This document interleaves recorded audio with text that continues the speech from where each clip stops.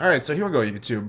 By the time this video comes out, it'll be about a week after this happened. But we start over. That's bad. So here we go, YouTube. We just had this past Monday a big decision here in protecting employment rights for LGBT people, and we're gonna be taking a look at Ben Shapiro's take on this. But then at the end of this video, or near the end part, we'll take a quick couple looks at two other Daily Wire contributors who had thoughts on this decision, and we're going to look at kind of the how you can have three very different understandings of what was actually said in this decision come out from this conservative source, and it's just kind of an interesting insight. So with that, we'll jump into Ben's video here.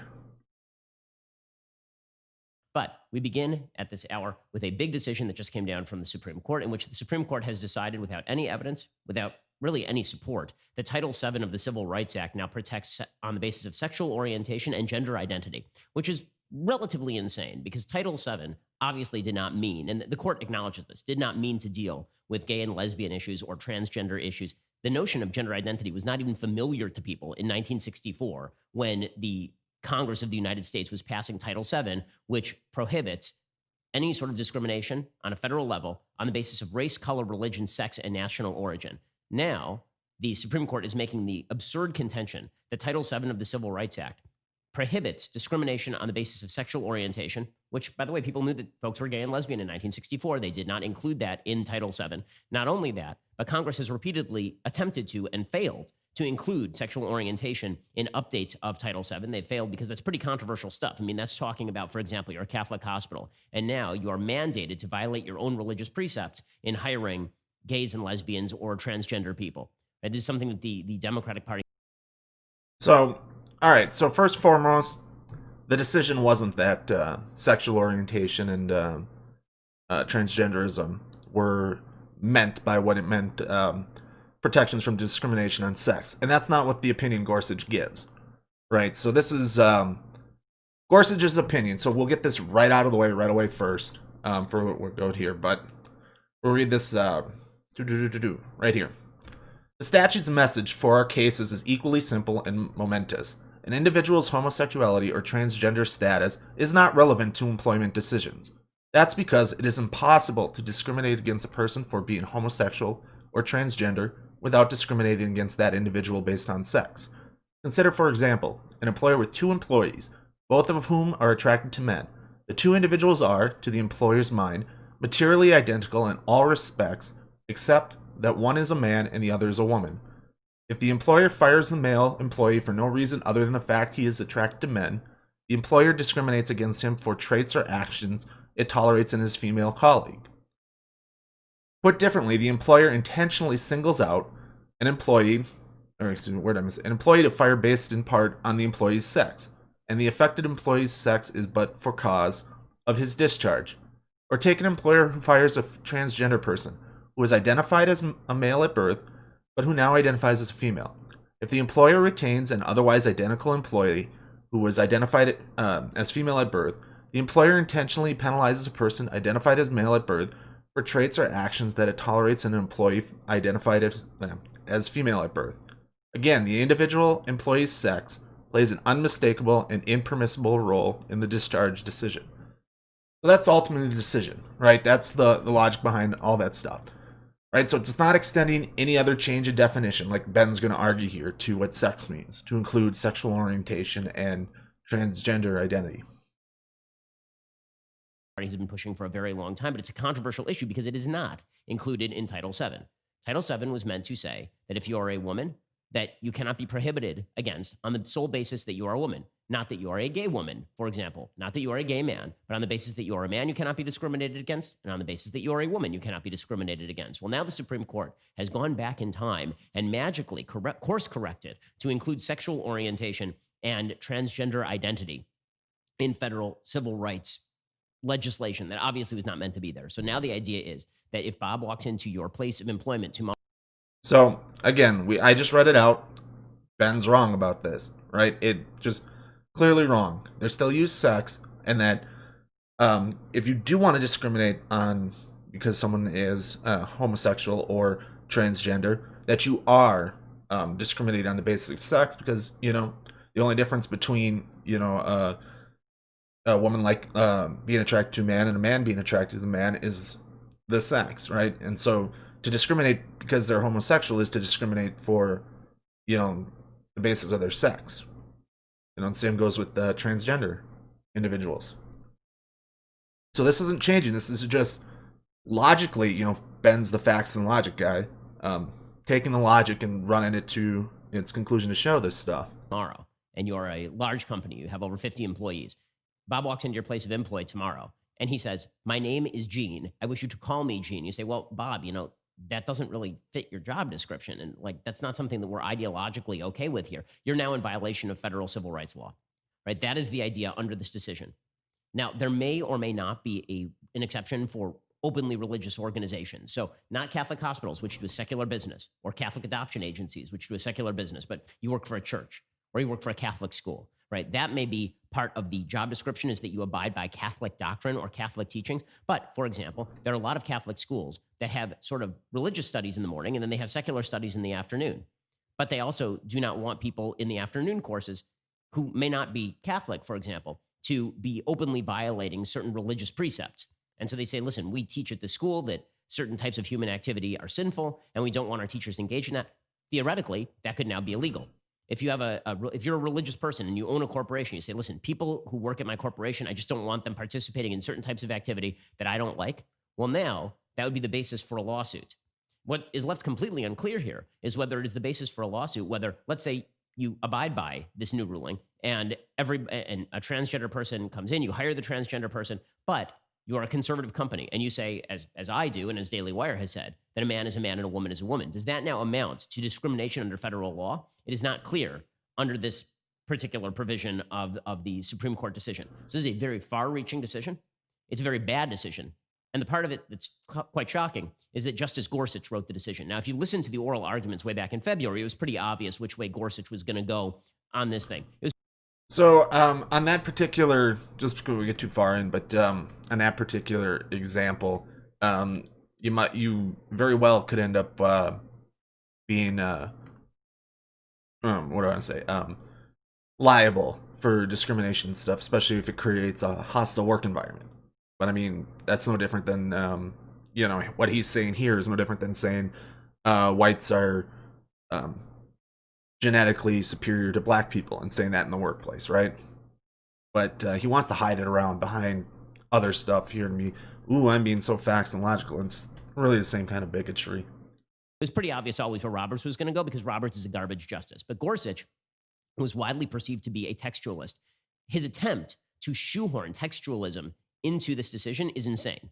I mean, it's really wild because the fact is that what a textualist would do, or an originalist, is they would read the text of the statute and look at the meaning of the statute at the time and say what it meant or what it did not mean. They would not say, oh, yes, we've updated the wording now, so now it means something completely different than what it meant back in 1964. But that's exactly what Gorsuch does here. So that's not what Gorsuch does, right? So there's a difference between certain forms of textualism and originalism, right?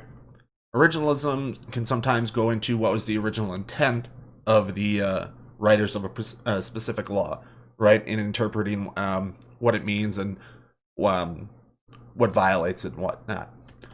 But textualism just takes the text. And as we laid out in the opinion that Gorsuch gave, the important bit and the logic behind it is, based on the understanding of what sex meant in 1964, you can logically deduce from there the discrimination against homosexuality and transgenderism as being illegal, right? So it's a pretty straightforward textual argument, and there's nothing against it, right?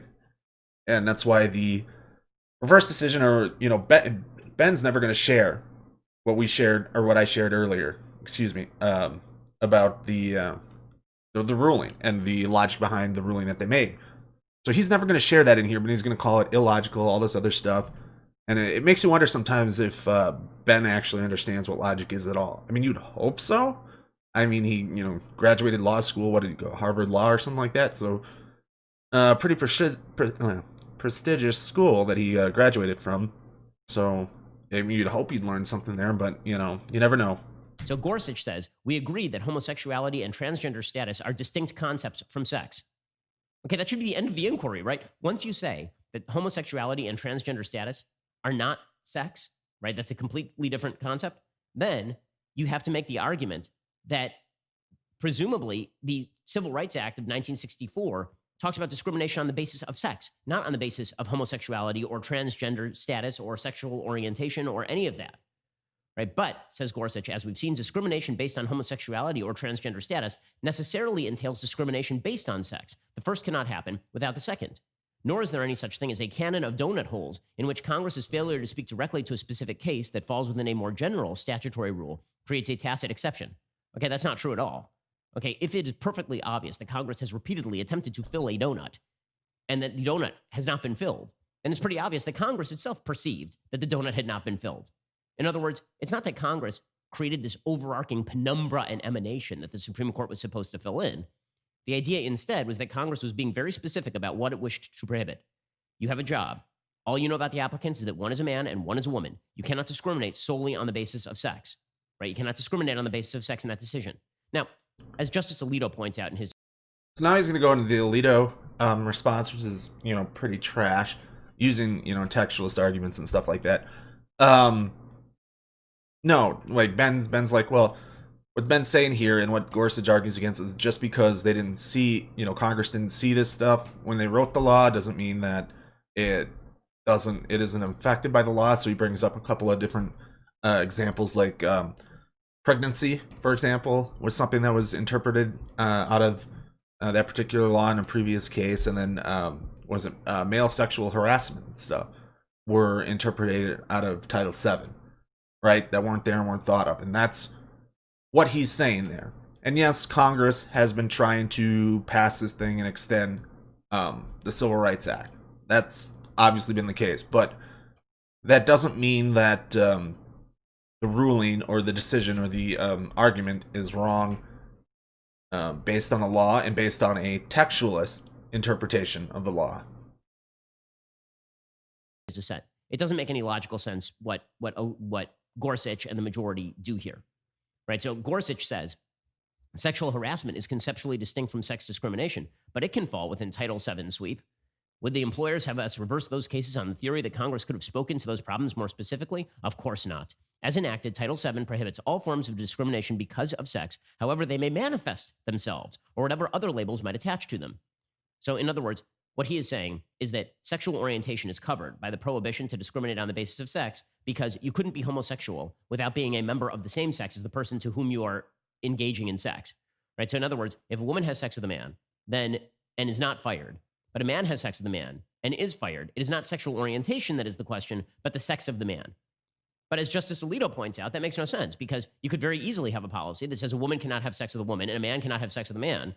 Again, by the way, this is not to make the case that people should not hire gay men or gay women.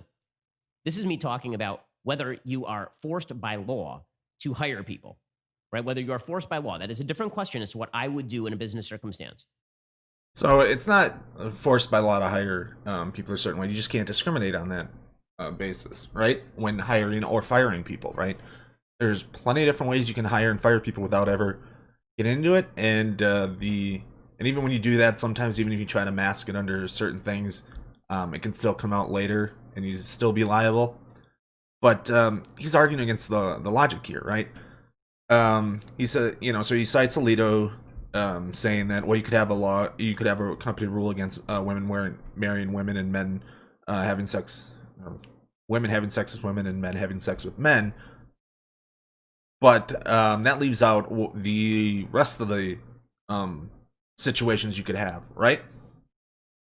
So, and he brings up a little bit of the logic there, and he doesn't really address it. He just kind of blows past it and says, oh, that's crazy. You could have this for other things, but you're still discriminating based on sex, right? I'm sure there are people who are gay and lesbian who are working for my company right now. I don't care. And frankly, if somebody applied as a transgender person, I wouldn't care about that either. Okay, the reality is that I'll hire anybody of any time so long as they can do the job. I really don't care, but that is not the question here. The question is whether the federal government can compel businesses to violate freedom of association, to violate freedom of religious liberty, to violate freedom of speech. And you watch, this decision, ironically enough, will then be used.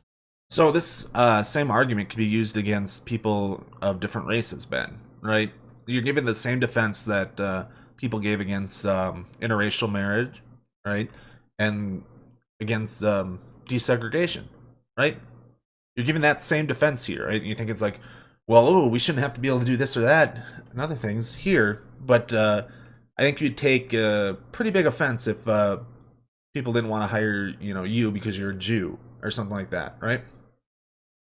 Used as a social media club with which to beat everyone who says things like men and women exist. So a decision which basically says that anything that manifests manhood or womanhood is now violative of federal law if you fire somebody on that basis or discriminate on that basis. That will be used as a cause by social media within the next 6 months, watch, to say that if you say a man is a man and a woman is a woman, you are now discriminating on the basis of transgender identity, which ironically enough is rejected by the court here. Because what the court is actually saying is that it is a discrimination against a man if you fire him on the basis of transgender identity. So a man comes in dressed as a woman, and you say to him, well, you're not a woman, so I'm firing you. That is a discrimination based on sex, according to the Supreme Court of the United States, okay, which overtly rejects, that implicitly and overtly rejects the idea that a man who comes in and says that he is a woman is actually a woman. It doesn't, because you're not reading what's said, right? So that shit-eating grin he has on his face, like, oh, we got him. There's the big gotcha. Ooh, falling apart now. Trans women aren't women. I read off Gorsuch's opinion and the logic behind it, right? Assigned male at birth, assigned female at birth, right? So you're only making the distinction based on what they were assigned at birth. It doesn't say that a trans woman isn't a woman, or a trans man isn't a man, right? Any different stuff? None of that was said in that decision, or from that logic can you extrapolate out of there, right? Because Gorsuch uses the assigned at birth, and based on what they were assigned at birth, you're acting out that they're that, But trans people understand this. That's what trans means. Trans means you don't identify with the sex you were assigned at birth, right?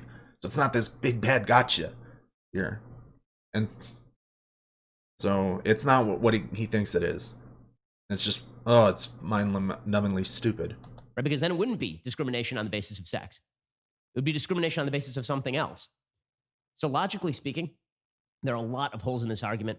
As Alito makes clear in his dissent, it is unclear what the ramifications of the Supreme Court decision today are going to be. It really is not particularly clear. What is clear is that if you're a religious person in the United States and you own a company, then this is a very big problem for you if you actually hope to use any sort of religious values, traditional religious values in your hiring, right? There was something called the Hobby Lobby case. It held that a closely held corporation like Hobby Lobby could not provide for abortion care in its healthcare coverage, right? So now, under this Supreme Court decision, could a closely held religious corporation say, listen, we don't employ gays and lesbians because we're a religious Christian family and we don't want to do that? Or could they say, we don't want to employ people who are transgender because it violates our perspective on what males and females are?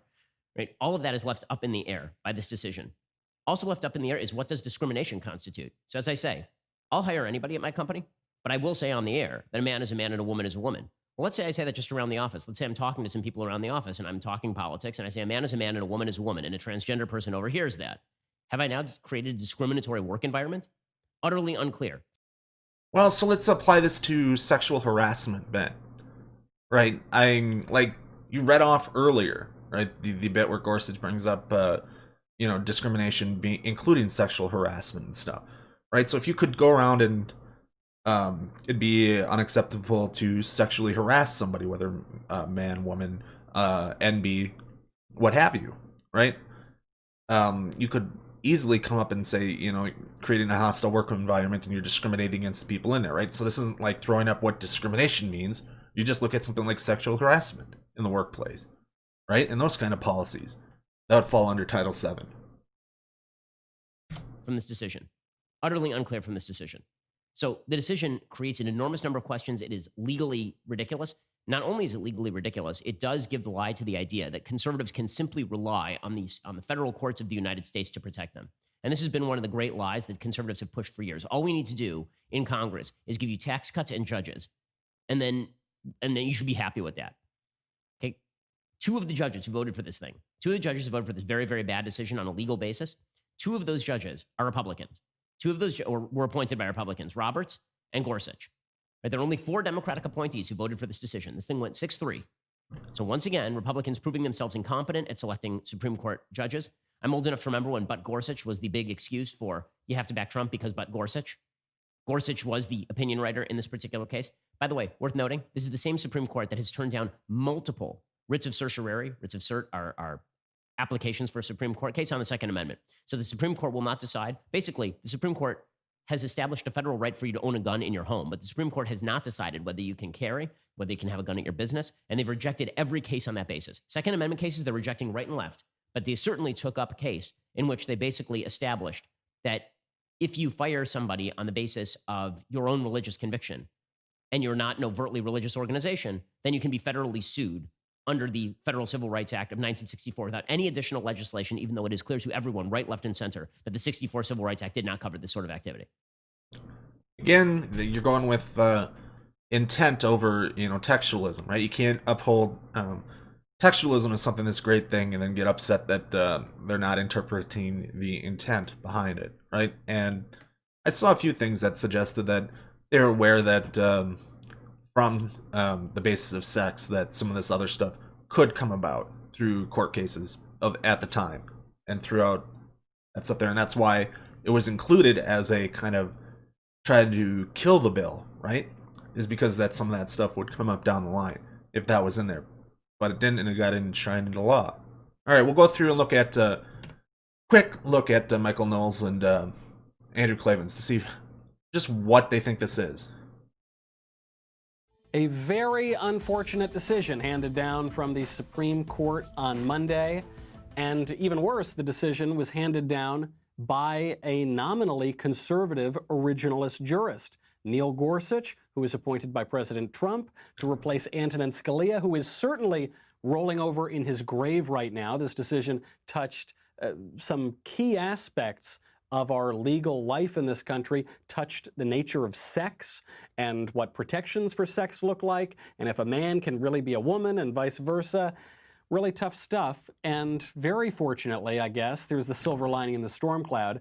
We are joined now by the lawyer who argued this important case, John Birch, Senior Counsel and Vice President of Appellate Advocacy with Alliance Defending Freedom. John has argued 12 U.S. Supreme Court cases, more than 30 state Supreme Court cases just since 2011. Man, I thought I was busy. I guess I was wrong compared to John. John has served as Solicitor General for the state of Michigan from 2011 to 2013, argued multiple Michigan Supreme Court cases, and you've, I believe, heard him on my program before to help us break all of this down. John, thank you so much for being here. Thank you, Michael. Appreciate the opportunity. So I read the opinion of the court written by Gorsuch in my layman's, legally ignorant way, and then I read Alito's dissent in this case, and I found the dissent to be a lot more convincing and persuasive than the opinion of the court. What did the court decide today? So, yeah, it's only on partisan grounds that you thought Alito's dissent made sense. Instead of it was just what was it, 173 pages of mauling over this? Well, the issue under Title VII was whether discrimination because of sex in employment includes differential treatment based on sexual orientation and gender identity. And the issue, as teed up by the majority and the dissent, is what was the general public meaning of those words, discrimination because of sex, in 1964, the year that Title VII was enacted. Now, if you could put yourself in a time machine and go back to 1964, I guarantee you there was not a person in the United States who had a reasonable command of the English language who believed that those words would have prohibited what the Supreme Court said today, differential treatment based on sexual orientation and gender identity. And yet that's exactly what Justice Gorsuch's majority opinion said. So Justice Alito's dissent called it legislating from the bench. He's absolutely right. This is what... So, no, Gorsuch's decision used the terminology as it was meant at the time, right? But logical extrapolation from what those words mean to what would include discrimination, what that would look like, led to saying that if you discriminate based on homosexuality or transgenderism, or just beyond homosexuality, sexual orientation and gender identity, that you're discriminated against people based on their sex or their sex assigned at birth, right? And so it followed perfectly through from those what those words means from the textual thing. So the lawyer that argued against it is wrong, and looked into him a little bit. I think he also argued against gay marriage in the Oberfell v. Hodges case that ruled homosexual. So he's not quite the winner when it comes to arguing Supreme Court cases. What was confusing to me about the opinion of the court, I kind of expected that we'd get some squish. I figured Roberts would side with the liberals, and I figured we'd get a squish in there too. But what I didn't expect was that the opinion of the court would use the kind of language we heard from conservatives like Antonin Scalia. What Gorsuch was saying, in his opinion, is that actually the idea that sex in 1964 could have included or touched on all of these things like transgender identity and all these things that we didn't see for decades afterward, that was actually a textualist reading. I mean, he was kind of borrowing the language of conservatives. How did he do that?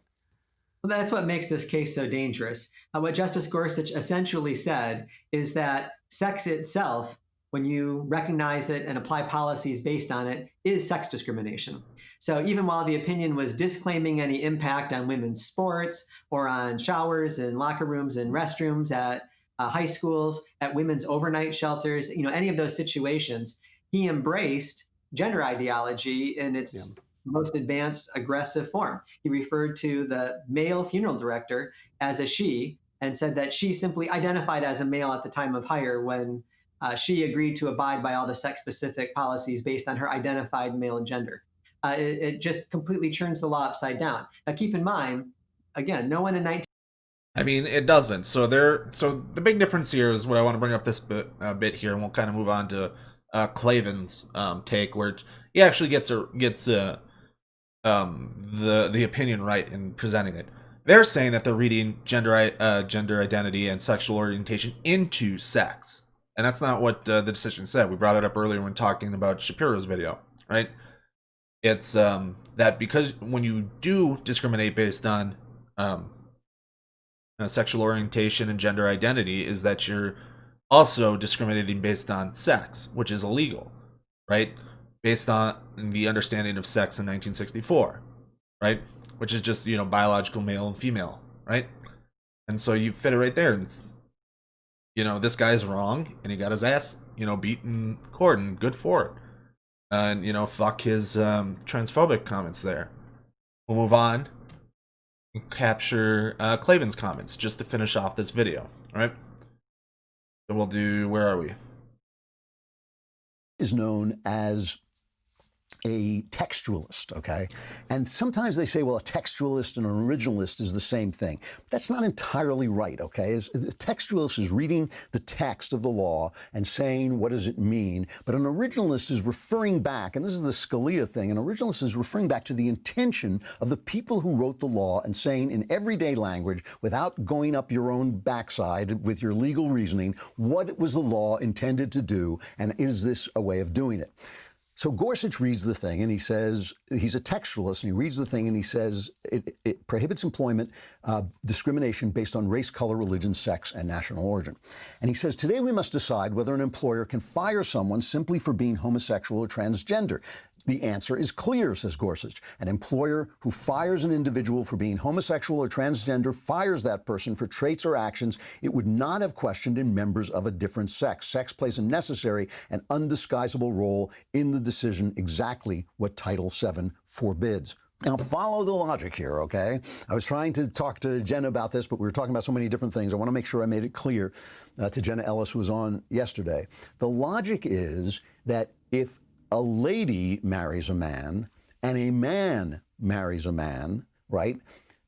To say that the man can't do that, you're saying he can't do that because he's a man. So you're discriminating against him because of his sex. Do you get what I'm saying here? That he's not saying that the word sex. Bingo. You got it. Perfect. Everything out here, and he's going to go down the hole after that. We're not going to go spend too much arguing against the absurdity and stuff. It's a pretty long thing, and the video is getting long as it is. But we'll let him finish this point up here, and I'll get to the main point that I brought the 3 different hosts on the Daily Wire that covered this on their shows. I didn't see a Matt Walsh video up there, which is weird. He'd be one of the ones to jump right on it, but means transgender and homosexual. He's saying that if you discriminate against a person for doing something that the opposite sex would also do, that is discrimination on the basis of sex, right? And he says those who adopted the Civil Rights Act might not have anticipated their work would lead to this particular result. Likely they weren't thinking about many of the act's consequences that have become apparent over the... In which way do you agree with Andrew? Like, his understanding of what the decision was and his explanation here is good, and then he's going to go off the rails because, you know, conservatives are against a lot of the LGBT issues and stuff. So he's got to be against it eventually. He can explain it right, but then he's got to go veer off the other way. Years, including its prohibition against discrimination on the basis of motherhood or its ban on the sexual harassment of male employees. But the limits of the drafter's imagination supply no reason to ignore the law's demands. So now he goes on to say, we do not purport to address bathrooms, locker rooms, or anything else of the kind. The only question is whether an employer who fires someone simply for being homosexual or transgender is discharged or otherwise discriminated against that individual because of such individual's sex. And he also says that Title VII, he reminds us that Title VII exempts religious organizations, and the 1993 Religious Freedom Restoration Act requires significant efforts to accommodate beliefs that conflict with federal law. But we know the left is after that. We know the left wants to force religion to accept homosexuality. The idea is to destroy religion. It has nothing to do with it. So, I mean, no, well, I won't say everybody on the left wants to destroy religion, right? I'm an anti-theist. I'd like to see religion gone, but I also am not going to, you know, force people to give it up or do any of that other stuff, right? So I have other moral precepts that make that immoral because it'd be immoral to do it to me as an atheist. But no, that's not what the left wants. They just want people to be treated equally and fair in our society. Gorsuch's argument is logical, but it's also absurd. And this is one of the things about pure reason. I mean, this is why Immanuel Kant said you cannot use pure reason in metaphysical reasoning. You have to also use certain ways that human beings receive information. So why are we bringing up an argument against pure reason and metaphysical thought when we're talking about legal thought, right? We're not talking about metaphysics here at all, right? And nothing about this is absurd, right? It doesn't lead to things that are absurd, so it's not so Andrew's not making an argument ad absurdum, right? As a refutation to point this out. I mean, the logic's pretty sound that you can't discriminate because of someone's sex, and to do it based on their orientation or their gender identity is to discriminate based on their sex, right? As a part of that, as a component of that, right? And so if you didn't go off this path and go down to, oh, this is all absurd and everything here. But we won't go any further. That was just a bit clip here, but that's the one of the 3 Daily Wire shows that got it right. Understood the decision right. So you have Clavin, Shapiro that are saying that sex includes sexual orientation and gender identity, which was not the decision, was not what was ruled. And it makes some arguments against textualism, whereas the understanding of sex in 1964 would still cover sexual orientation and gender identity, because to discriminate beyond on those 2 things is to discriminate on somebody's sex, right? I just bring that up as it's just it's a weird thing that a lot of, I would say, dishonesty coming from the Daily Wire pundits and talking heads on how this stuff goes, right? And it's, you know, there's going to be things, you know, I can praise Gorsuch for the textualist reading decision on this particular case, but that's going to come back and bite us in the butt in certain other cases, you know, that I'll see time in front of the Supreme Court. But that does it for this particular video. We're going to hop into a couple of the other ones we have.